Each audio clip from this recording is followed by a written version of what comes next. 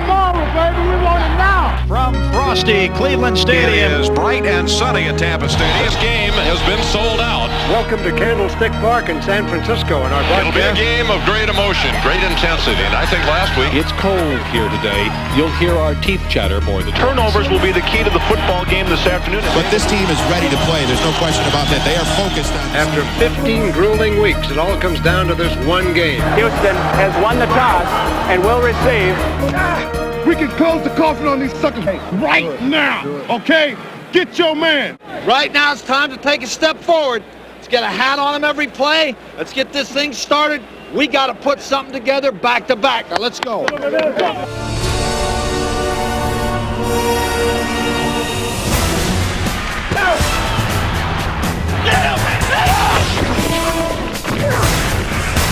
Kick their butts right now. Let's go. Stay after them.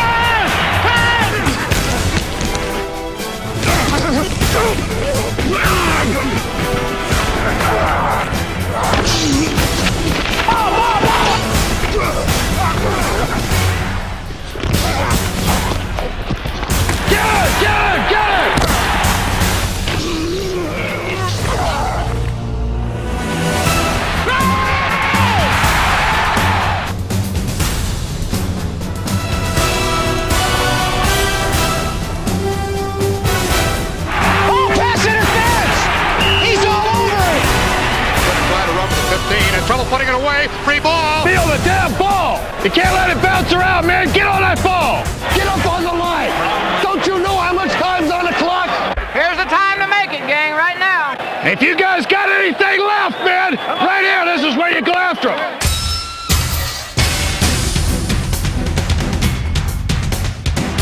Run, run, run. Brown 80.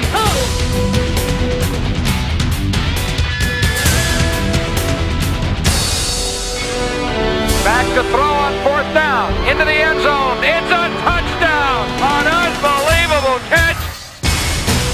Going to the end zone. Got Monk to the backside. Diving catch. Touchdown. Washington Redskins. He's going long. He's going for everything. Unbelievable. Steps up, looks, throws, floating there. Got it! Firing. End zone. Great touchdown, touchdown. A bullet for Martin in the end zone. A diving catch and a touchdown. The play of the day. Montana on third down. Back to throw. They rush. He steps up. He throws. Has Rice open. He makes the catch. He gets away at the 40.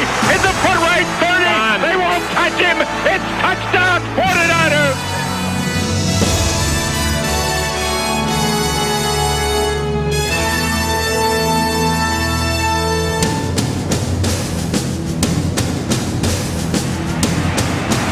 San Francisco 49ers are heading to Miami. Hi, everybody, and welcome to the jungle, sometimes referred to as Riverfront Stadium in Cincinnati, where the Bengals and Bills put it all on the line. It's the AFC Championship and a berth in the Super Bowl. It's down to 30 minutes of our will against their will. It's the first time we get the ball driving down there, and the game will be over.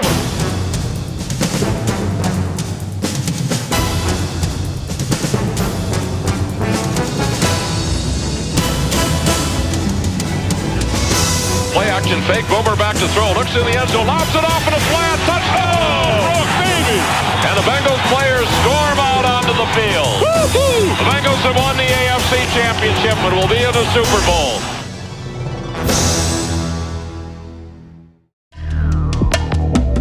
In 1988, polished performers commanded the driver's seat on the road to the Super Bowl.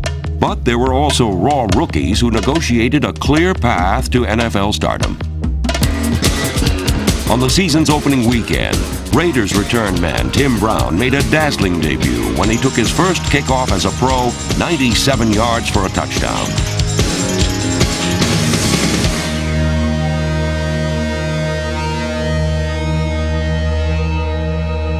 Tim Brown raced onto the scene in high gear, but when Seattle rookie quarterback Kelly Stouffer got his initial starting assignment, he had trouble shifting into reverse.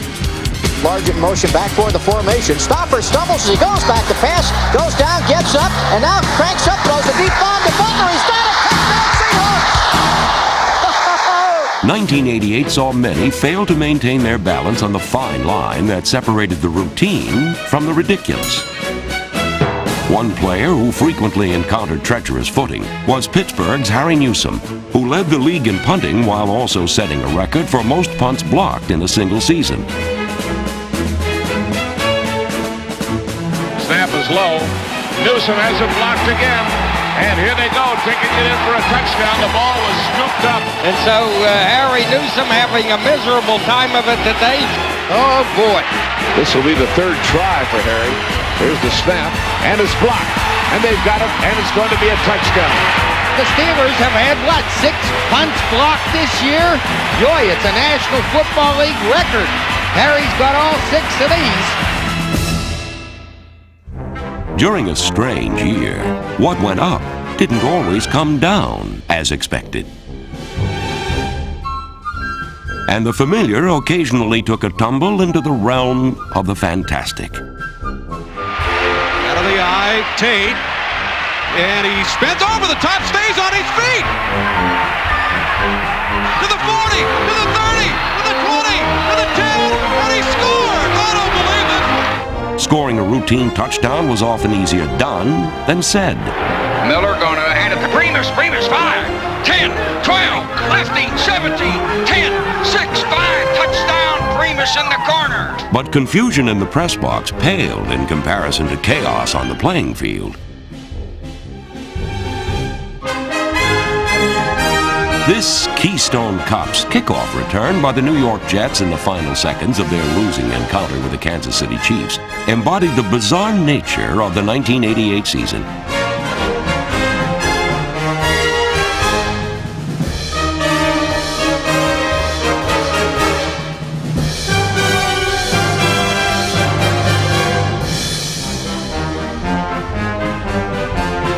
The Jets, like so many NFL teams, suffered through a season of starts and stops.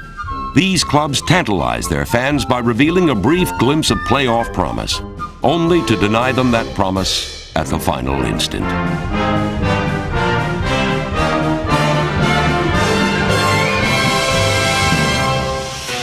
But in Philadelphia, Buddy Ryan's Eagles provided fans with a touch of true glory.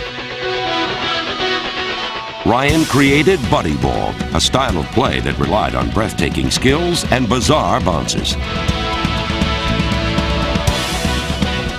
For Philadelphia, bad breaks quickly turned into good fortune, and while Ryan devised the Eagles' strategy, their game-winning plays seemed diagrammed by the hand of fate. The ball is spotted. The kick is blocked. It's blocked, but it's picked up. Right Simmons, I think, bro. And running in for a touchdown. The Eagles win. There were two simple reasons for Philadelphia's success. The first reason is the most practical. I believe it's our turn. The second reason is we're scoring more points than the other teams. Dude, you blitz them and throw the ball right in your face. Cunningham was why the Eagles were scoring more points than the other teams. He was the game's most gifted all-around athlete by leaps and bounds. This resilient competitor was a human shock absorber, capable of shaking off blows and producing shattering results. Back to the eye. Motion to the near side with Haddock. Randall faking, now rolling with the football and being flattened at the 10, but throwing the ball to Giles for a touchdown! 8 Eagle games were decided in the last minute. Thus, it was supremely fitting that their playoff hopes were still up in the air on the final week of the season.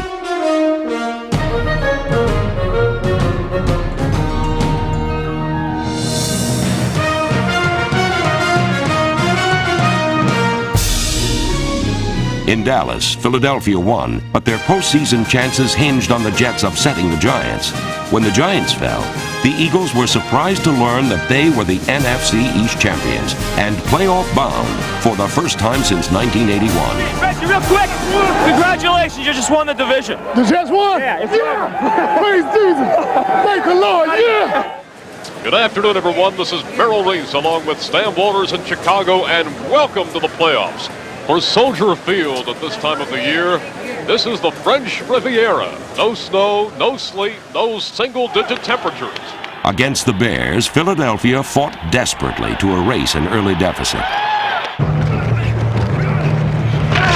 The Eagles dished out hard hits, but they were also hit hard by mistakes. He's firing.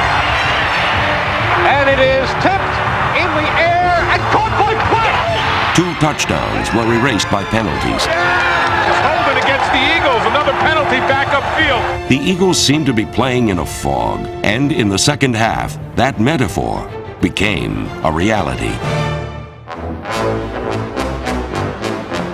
When a dense fog descended upon Soldier Field, the Eagles' hopes of erasing the Bears' 17-9 halftime lead vanished in a puff of smoke. This thick gray curtain brought an air of menace and an aura of mystery. I've been in stadiums where they put you in high press boxes and you feel like you're looking through the clouds. But in this case, we really are in the clouds. Here's how it looks to us, and we're only about 20 yards away from the play. We can hardly see it.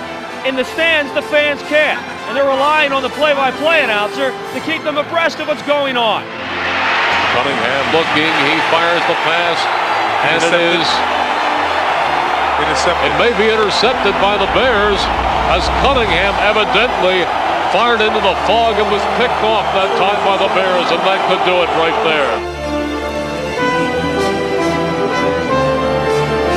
A 20-12 defeat reduced the Eagles to figures in a surreal landscape, and their road to the Super Bowl receded into a hazy infinity.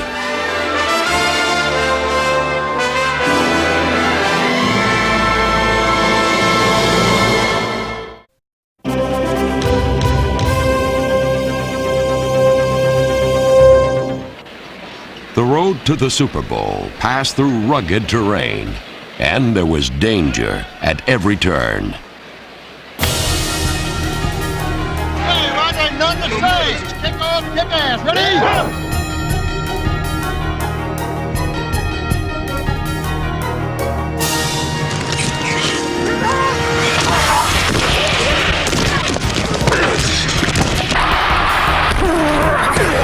Just keep coming, man. It's a heavyweight fight. We're going to pound him a little bit.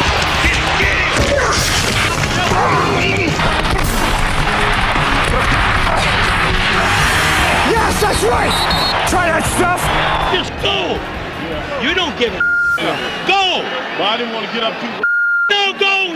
Shotgun, he goes 10 yards. And go!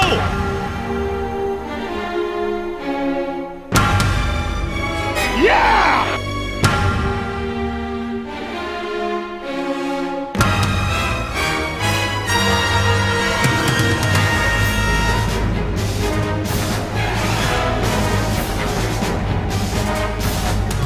1988 was a punishing season.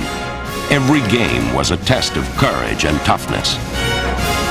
And a passing grade required brawn as well as brain.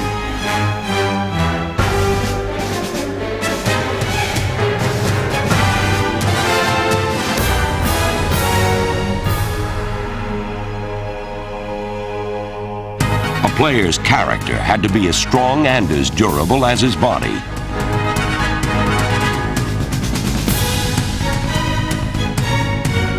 It to Hayward, straight ahead, bounces off the pile, turns it up, 30, 35, breaking a tackle, look out, he's in midfield 50, nobody's gonna catch Ironhead Hayward, that's his first touchdown in the NFL. Many players preached Old Testament football, but instead of an eye for an eye, it was a hit for a hit. On opening day, Denver safety Mike Harden was fined $5,000 for this hit on Seattle receiver Steve Largent. Ultimately, however, Largent would get revenge. In a Week 15 rematch, Harden, number 31, intercepted a Seahawk pass. But when he started back up the field, Steve Largent was waiting to serve justice. Largent's retribution was but one hit in a season where players pounded everything that moved and ran over anything in sight. As soon as I see him do this, I'm gone. Boom!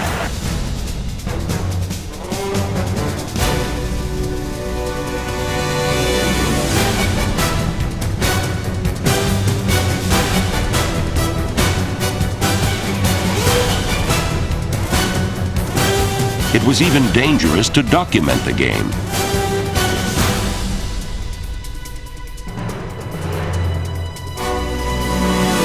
Throughout 1988, the specter of injury consistently cast a shadow over quarterbacks. And he slides with a first down. He's beheaded. Yeah, and he's not getting up. I understand 5 went down today. Huh? I understand 5 quarterbacks went down today. Is that right? Injuries put 22 starters and more than a few backups out of commission. Passers were popped like paper bags and dazed by hard-hearted hitmen. He may get the pass off, but you're within reason to hit him, you know, within legal limits to hit him. If he can hear those footsteps, if he can hear you breathing coming from the backside, it's better to be coming from his blind side than from where he can see you.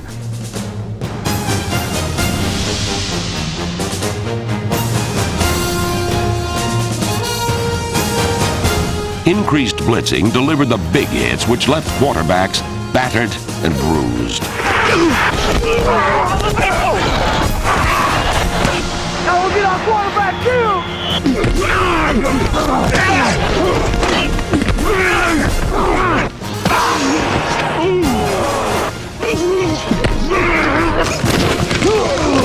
There ain't nothing like feeling a quarterback's body crumble, man, when you hit him in the throat.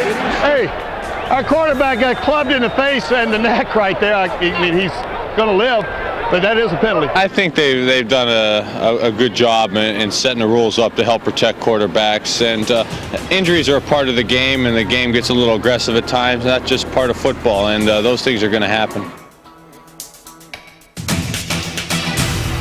Unfortunately for the Cleveland Browns, it happened to Bernie Kosar in the season's first game. A team that was favored to go to the Super Bowl lost their star passer. Then, reserves Gary Danielson and Mike Pagel fell by the wayside. Look what you've done is you got a sprain of the Cleveland signed 38-year-old Don Strock, who ran the offense from a prep sheet that was strapped to his forearm.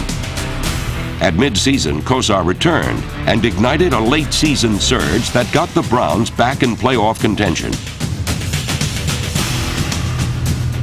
But Cleveland's momentum came crashing to a halt when Kosar sprained a knee in Week 15. Needing a victory in the season's finale to make the playoffs, the Browns once again called on Don Strock, and he responded by directing a dramatic comeback over the Houston Oilers.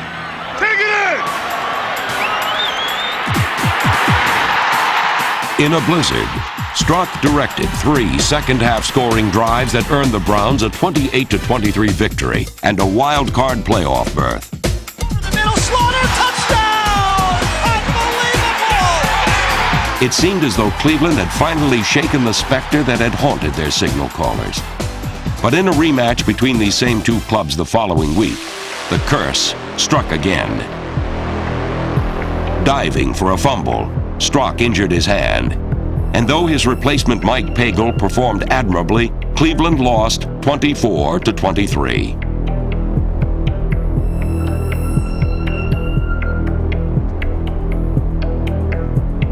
The Browns had courageously faced the quarterback curse that had plagued the entire league in 1988. But in the end, that courage could not get them over the roughest terrain on the road to the Super Bowl.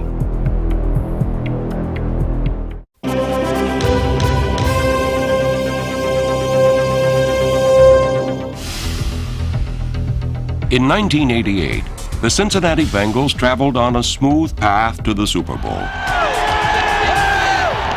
Their defense was not spectacular, but they were blue-collar tough.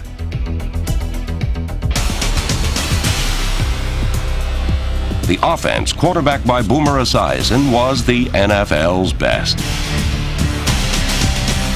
And in Sam Wyche, Cincinnati had a head coach who made all the right moves and was clearly in command. Regular, down 2x over, looking for the shot, going over. But the Bengals' road to the Super Bowl was not as easy as it looked. 1 year earlier, Cincinnati was a last-place team, and Sam Wyche was a marked man, destined to enter the ranks of unemployed head coaches. More than half of the Bengals' 11 losses last year were games that slipped away in the fourth quarter. And to many Cincinnati fans, the reason was Wyche and his questionable play calling. But in a gesture of loyalty and patience, Bengal owner Paul Brown decided against firing his hard-working but beleaguered coach. Instead, he offered some sound advice. Sam had to start with his personal discipline. In other words, eat 3 meals a day at a normal time. Get the staff home by 7 o'clock in the evening. You think better when you get up rested, and that was the starting point. Sam's very bright, very inventive. He's very unusual in some of his thought processes, and I like this. With a renewed sense of responsibility, Sam Wyche set down 3 basic guidelines. Be physical, keep your poise, and then the third thing was finish. And that's the one thing that I think a lot of people tagged us, that we lost them at the end last year. We were going to finish every drill in practice. We were going to finish every play. We were going to finish every quarter. We were going to finish every game. We're going to finish this season. Nobody be defeated out there. Nobody. And keep closing in on this guy.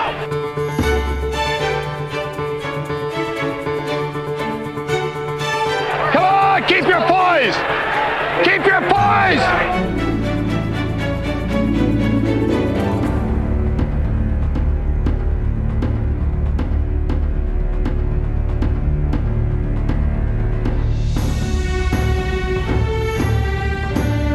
Encouraged by their resilient coach, the Bengals played inspired football.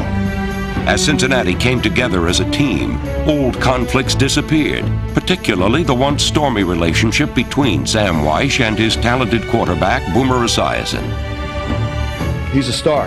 I wasn't going to call him that before the end of the season, but if I don't call him that now, then people are going to think I'm stupid again. Boomer Esiason made Sam Wyche look very smart as he matured into the league's top-rated passer and the NFL's most valuable player. While Boomer was the heart of the Bengal offense, the soul of it belonged to a man named Ickey. Ickey Wood's end zone antics overshadowed the fact that he rushed for over 1,000 yards and scored 15 touchdowns.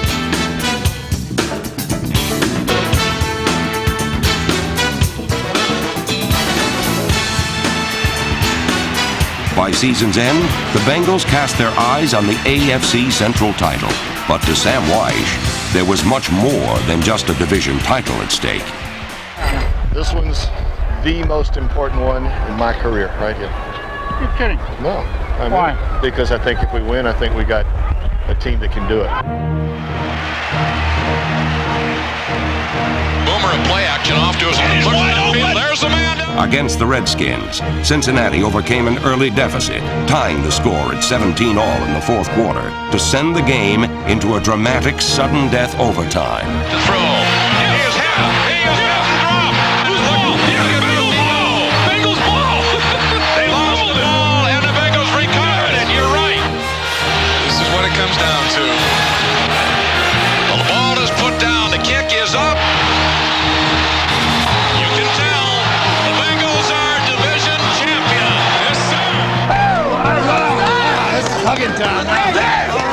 All of us have a great love for each other, fraternal love right now. It ain't ever going to be broken. There won't be another minute like this one, guys. We may top it, but there won't be a first time like this one is.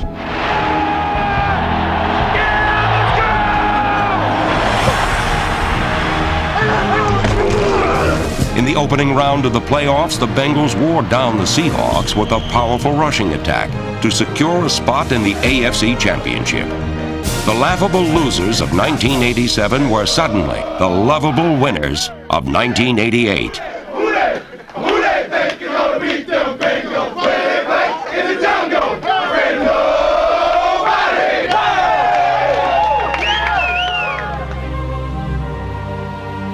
Your turn, baby. Your turn to do it. Here we go. Let's go, Skipper. Best game as a pro, man, right now. Counting on you. Let's go, Jason. Don't stop till it's all over now. Finish this sucker. Let's go, Timmy. Be nasty. Be nasty. We're going to kick him. Don't worry. Let's go, David Fulcher. Your best game ever. Have a great one, Boomer. A lot of poise, baby. Let's go, Blades. You can take this guy anywhere you want him. Kelly goes back. back to throw. Fingers it downfield. It's intercepted at the 30. At the 5, dives to the 4, Phillips. Tell him halfback, 77 halfback circle.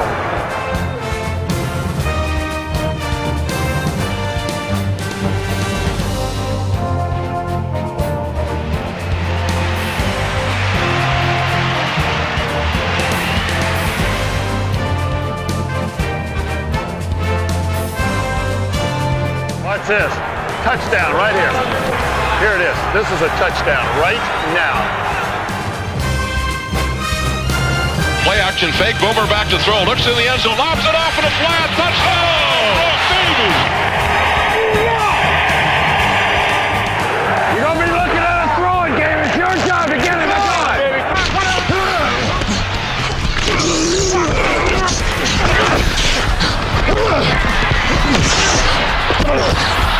Right now, David.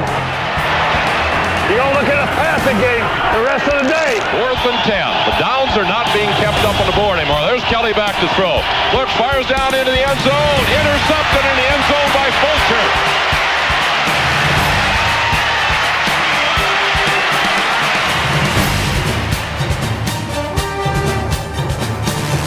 And the Bengals players storm out onto the field. Woo-hoo! The Bengals have won the AFC Championship for the 2nd time and will be in the Super Bowl.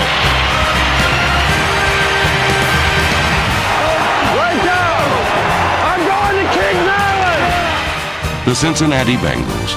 In 1988, their road to the Super Bowl was a simple, old-fashioned story of players who never lost faith in their coach, and a coach who always believed in his players. Great job, man. This is what happiness is about. This is what you play for. One more game and we finish it off. Watch out! Hit back! Hit back! Hit back!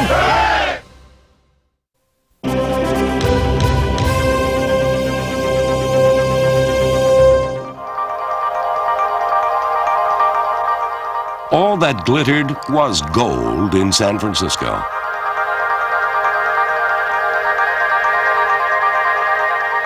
From the earliest days of the season, the 49ers mined a vein of spectacular plays that earned them the mother lode, the championship of the NFC.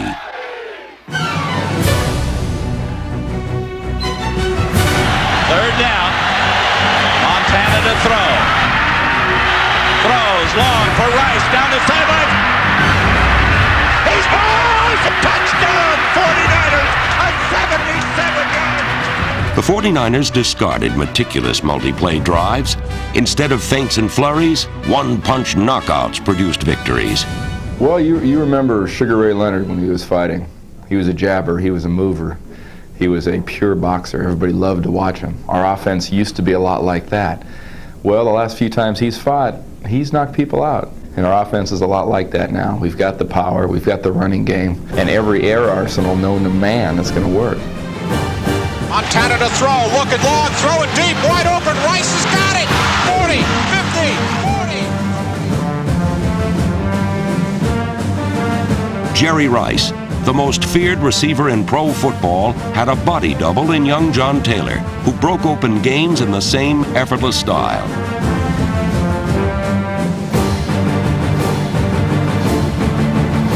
In this galaxy of stars, there was a supernova named Roger Craig, the NFC's Player of the Year. Off the middle to Craig, and he breaks loose and runs loose. He gets used to the 30, to the 25. He's down to the 20. Breaks loose again. He's to the 10. 5. Touchdown 49ers. Oh, what a bonanza. Spectacular. While fans prepared for a ticker tape parade, the season threatened to blow away like confetti. There were crippling, disheartening mid-season losses to the Broncos, Cardinals, and Raiders. Head coach Bill Walsh appeared more melancholy than Hamlet.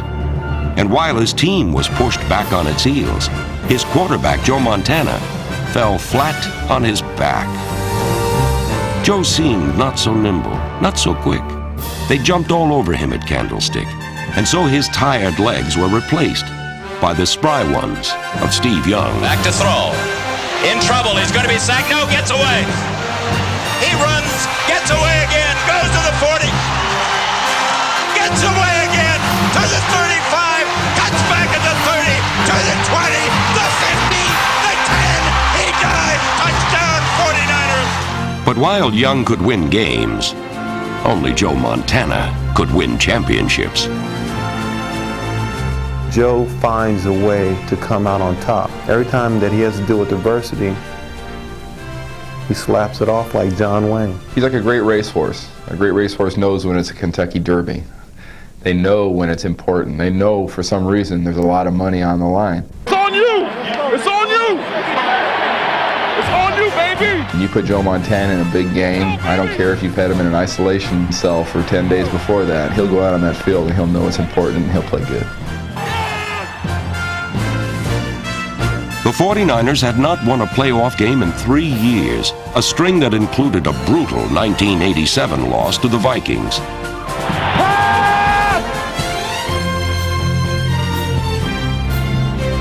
Come on, baby! Come on, Rick! But in a postseason rematch, Montana threw 3 touchdown passes to Jerry Rice. As the 49ers breezed, barely breaking a sweat or mussing their hair. A smile returned to Bill Walsh, and the spring never left Roger Craig's legs.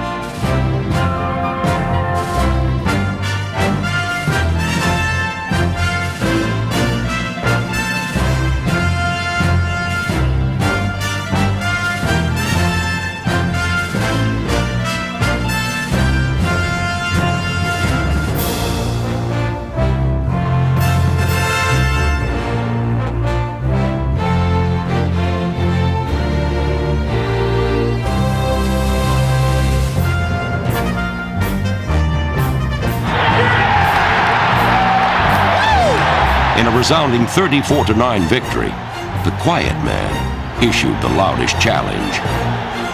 The teams that have beaten another team by a big margin have come back the next week and played terrible. And that is not going to happen to this ball club. I ain't bullshit. We've opened the door. We're going to go through it next week, and we're going to kick ass and take no prisoners the week after. That's right. This afternoon from frigid, windswept Soldier Field in Chicago, it's the NFC Championship game as the San Francisco 49ers meet the Chicago Bears. Temperature about 17 degrees, wind chill factor minus 26 degrees. And another thing that's going to be a factor in this one is whether the receivers can hold onto the ball if the quarterbacks can get it to them. It's going to be a little cold. Guys like Jerry Rice have been wearing gloves most of the season, so that's not going to be a great adjustment for them. Montana on third down, back to throw. They rush, he steps up, he throws, has Rice open, he makes the catch, he gets away at the 40, it's a foot race, 30, they won't touch him, it's touchdown 49ers!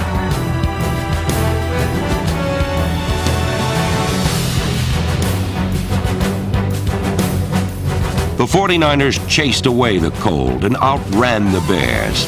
And as twilight turned into night, they turned into champions. Montana back to throw, rolling out, looking, throwing, touchdown 49ers. He hits John Frank for the score.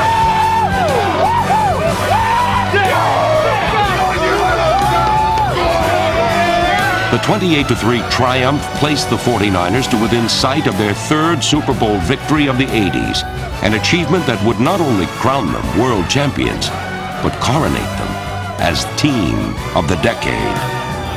Y-E-S spells yes, we're going to Miami winning.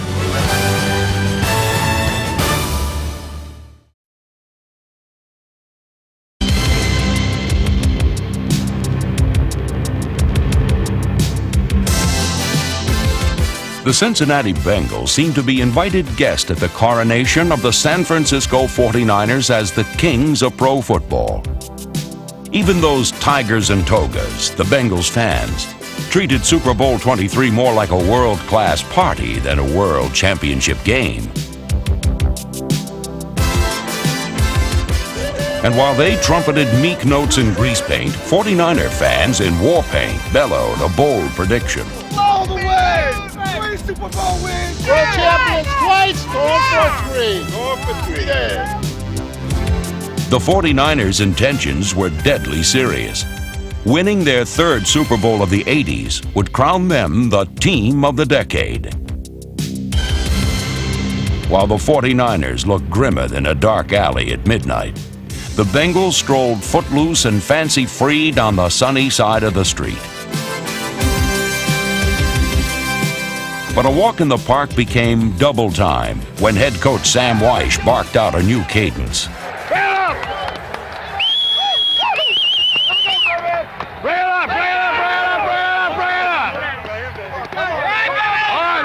Get yourselves ready your way. You got plenty of time. A lot of points. Let's go! Let's go, Ricky Dixon, number 1. Get your best game together today, okay? Everybody in Oklahoma's watching, I think. Do they have TVs there? Yeah. Okay. That's good. All in their face, big man. Right now. Don't you stop till that whistle's blown twice. All I've got. Let's go, Eddie Edwards. This is a capper for you, my man. Let's make it happen. Let's go, Jason. You got to start being an all-pro today, okay? Right now, okay? You got it? All right. You ready, Timmy? Kick their ass, man, right now. In the game, baby. You're going to be in it. I don't want this defensive line to stop. I got him. Okay. All right. Let's go, Jim Scow. You ready? All-pro? You bet, baby. You want to be one? Probably good one. I'll write a letter for you. Okay. All right. Okay, here's your little Christmas present. Don't kick that thing up at me now, because I don't want to lose about 2 octaves while I'm yelling at the officials today. Okay. Let's go. Come on, baby! Come on! Ready, baby! Put it on! Yeah! Go, JT! Gotta do it right now. Don't think about anything else but doing it starting the first play of the game. Just take your time getting ready, and we got plenty of time. And then we'll take it to them. All right, Super Bowl 23 began under storm clouds, with the electric crackle of pads popping and bones breaking. On the game's third play, 49er tackle Steve Wallace, number 74, was hit by his own quarterback, Joe Montana. Ooh. Boy, I hate to see that. Dadgummit. He's hurt bad, too. While the 49ers lost Montana's blindside protector, the Bengals also suffered a devastating loss when nose tackle Tim Crumride later broke his leg. The Bengals quickly attacked San Francisco's newfound weak spot. Safety David Fulcher, number 33, blitzed through a thoroughly confused 49er blocking scheme. Then the swarming Bengal defense stuffed number 33 Roger Craig, the NFL's total yardage leader.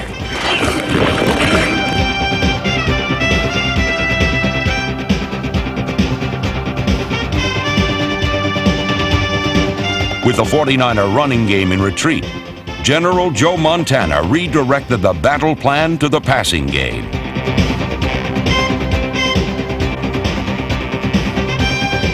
Once outflanked and outfought, the 49ers' offensive line overpowered Bengal pass rushers. The Bengals lacked a speed rusher, and Tim Crumride's replacement, David Grant, failed to provide a push up the middle.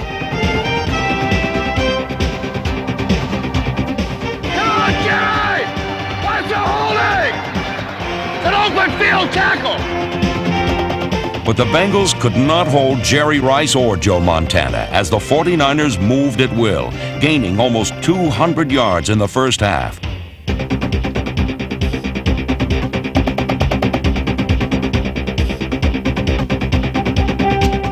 on now, come on! Cover, cover, cover! And Montana throws. Wilson has it down at the 1-yard line.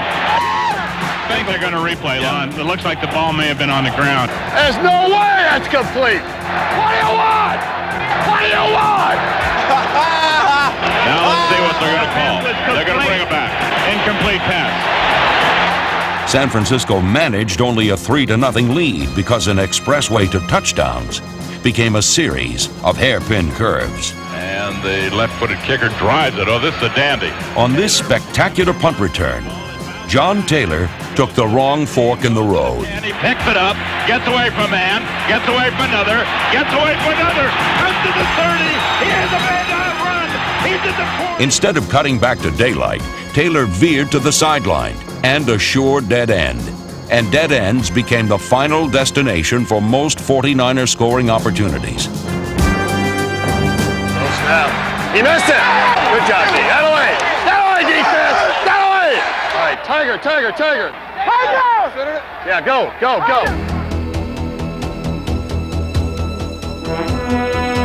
The Bengals displayed their demolition offense in the first half, and Ickey Woods, number 30, was the wrecking ball. Cincinnati muscled the 49ers and pounded them behind a mammoth offensive line that deployed the most advanced weapons in the arms race.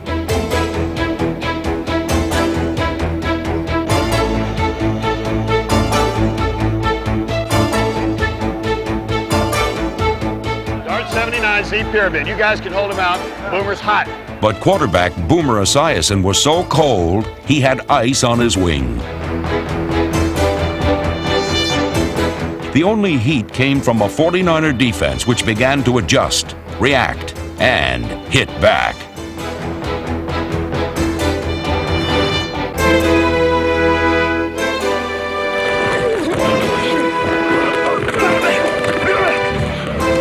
Listen to me. Shut up. Let me have it. We can throw the ball and we can run it. We cannot do the same thing. Don't be a selfish football player. When we give you the ball, do your job. And when we don't, do your job again. Now we're going to move this ball down like we have all year long. We're going to kick their ass. They have not done it to us yet. We're going to get the ball back. They're on the 10. When we get it back, we're going to mix it up just like we have. Don't come off this field telling us what to do. All right? Battered from within and without, the Bengals cracked but never crumbled. And by halftime, they managed to tie the game at 3. Placed down, kicked, and it's long enough, and it's good. All right, we're back in it. We're back in it. Good hold. Good job. We're back right in it. Strong right, Z left. 46A boss, on two, ready? Got that zip block. The Bengals began the third quarter with a drive that seemed destined to produce the first touchdown of Super Bowl 23. 28, Baker Bruce! 222! Move him back, baby! Knock him off the ball, baby! Knock him off the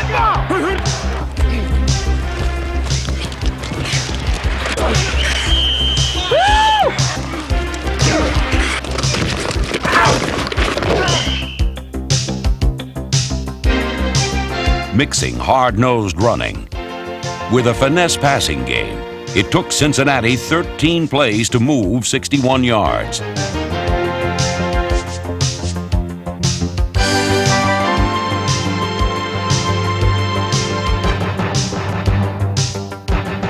When the drive finally stalled, Cincinnati place kicker Jim Breach salvaged it with a 43-yard field goal. Hurry, Bill. Cincinnati took the lead 6-3. But on the first play of their next possession, the 49ers defense stole the Bengals' momentum. And Esiason to throw on first down. Rolling out, has time. It's tipped in the air. Intercepted by the 49ers. Romanowski. Bill Romanowski's acrobatic interception gave the 49ers the ball on the Bengals' 23-yard line. However, they still couldn't get their hands on a touchdown.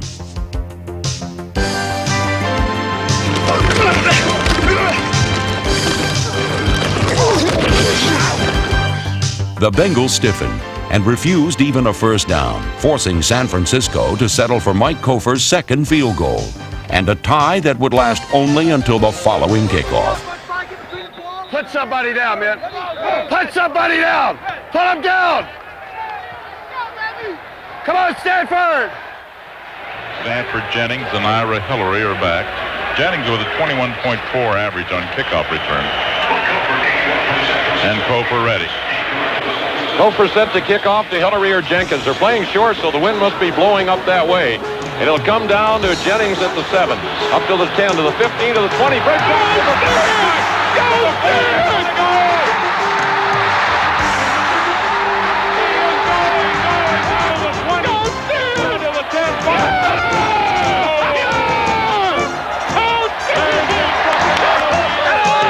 Lightning striking the 49ers here. He hit the wedge like a shot and broke through clean, and it was clear sailing to the goal line, and Stanford Jennings, because that was the biggest play of his career.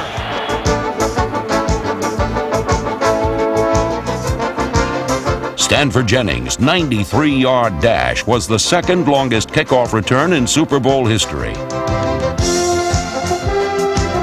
On a play that was both swift and spectacular, Cincinnati grabbed the lead 13-6, and suddenly, a decided underdog had visions of a world championship dancing in their heads.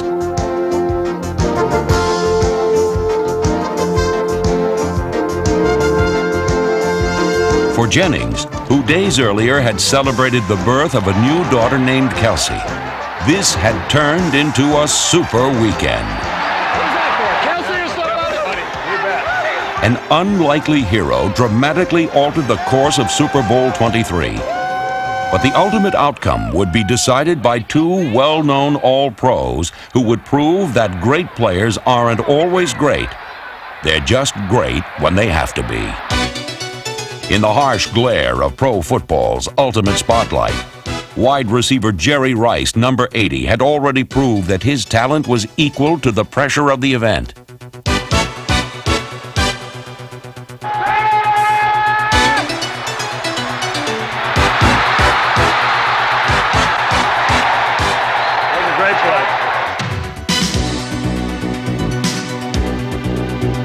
Rice was having the kind of evening that would, at game's end, make him the most valuable player of Super Bowl 23.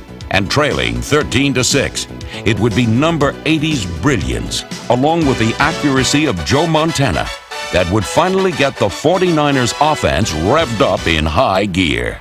All right, oh, we need one. We need it.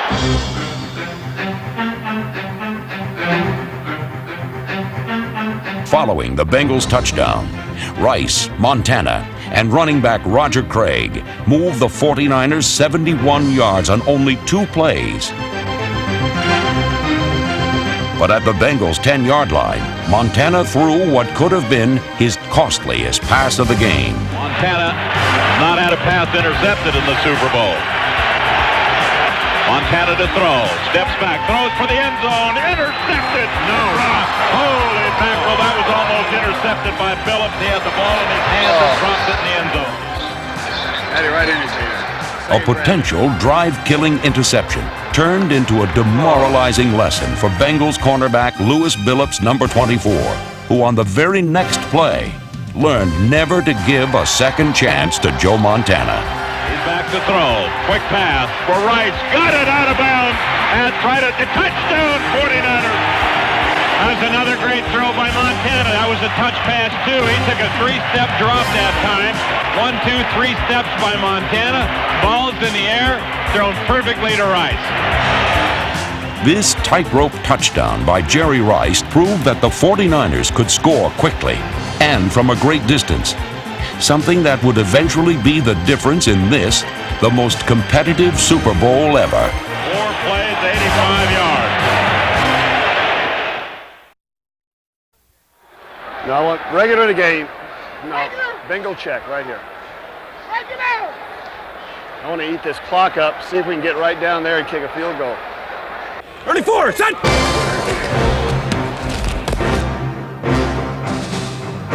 With a little over 8 minutes remaining in Super Bowl 23, the Cincinnati Bengals began marching towards a world championship.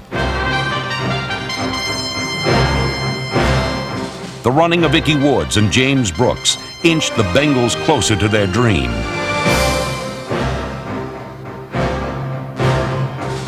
And when the 49ers closed off the inside running, Boomer Esiason simply faked inside and threw over them to keep the march alive. When the Bengals' drive finally died at the 49ers' 22-yard line, Number 3, Jim Breach, delivered for the third time today. Put down. The kick is away. It is long enough, and it is goal! Way to go, Jim! Breacher hit from 40 yards out. His third field goal of the afternoon. And with 3:20 left to go, the Bengals take a 16-13 lead. Cincinnati was barely 3 minutes from football's greatest prize. Play like you're world champions now. Let's do it. Better than you ever played. Let's go. All you've got on defense. Let's go. Play all you got. Now give it everything. With Cincinnati seemingly in charge, hopes were fading for head coach Bill Walsh and his 49ers, especially when a penalty on the kickoff set them back on their own 8-yard line and 92 yards away from victory. For nearly a quarter of a century, the Super Bowl had been searching for this scenario. Pro football's best quarterback taking pro football's best team the length of the field for the winning touchdown in the final minutes. In Super Bowl 23, Joe Montana and the 49ers finally delivered. The 49ers have a long way to go. Montana back to throw on first down. Throws over the middle. Completes it to Craig. Craig is to the 16. Come on, defense! Big play now, big play! Montana again is back to throw. A little dunk over the middle, caught by John Frank, and that'll be a first down. The Bengals are rushing with only 3 men. I hate to see that. So do I. 2:35 remaining. Montana throws, sidelines, Rice, 30-yard line, out of bounds. Get some movement in there. Get some movement. If you're worried about the scrambling run thing, that's good. But don't just two-gap. He'll peck us apart and get the field goal. Weish was all too familiar with Montana's precision and patience in the clutch.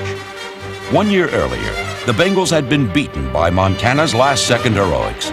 And now, as the 49ers crossed midfield, history seemed ready to repeat itself. Throws out here for Rice. He has it. Midfield goes out of bounds at about the 48-second. We got 3 timeouts. This is deja vu. 2 wide receivers near side. Montana to throw. Completes it up the middle to Craig. Oh, get the halfback. Somebody get the halfback. Craig is down to the 36-yard line. Be another 49er first down. An ineligible receiver penalty knocked the 49ers back to the 45-yard line, creating an anxious moment that only added to the drama. Montana trying to drive him the length of the field here with the game in the balance. 16-13, the Bengals lead. Montana back to throw. Throws over the middle. A fight gets for Rice. Rice to the 20. He's down to the 19 for a first down for the 49ers. Another brilliant catch by Jerry Rice. 1 minute left as Rice goes over the 200-yard mark in receiving. That was a 27-yard gainer on 2nd down and 20. What a day. 11 catches for 221 yards. 49ers let the clock run. They haven't called timeout. They still haven't called a timeout. Montana going without a huddle. 52 seconds remaining. 50 seconds. Joe back to throw. He looks. He throws. He completes it to Craig. He's down to the 10. 40 seconds remaining. The 49ers will have to take a timeout here, and they do. It's such a sight to watch this. It is, whether it happens now or not, to watch Joe Montana do this so many years, and to watch this absolute surgeon on the football field and one of the all-time greats do his thing again, it's almost like poetry. Max, this is no way. Come on, we got to do it. 1 turnover, man. Got to do it. Coach, you're going to go. You know, it's to Rice now. At the 10-yard line, 39 seconds remaining. Montana at quarterback, in motion, comes Rice. Back to throw Montana. Steps up, throws. Touchdown, 49ers! For the touchdown! A 10-yard pass!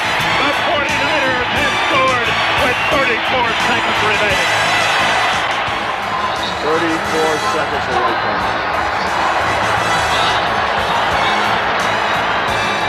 They brought Jerry Rice in motion. A couple of guys followed Rice. 1 man was on Taylor. He ran a post pattern, and Montana hit him in stride. Montana to Taylor for 10 yards, but they went 92 yards in 11 plays.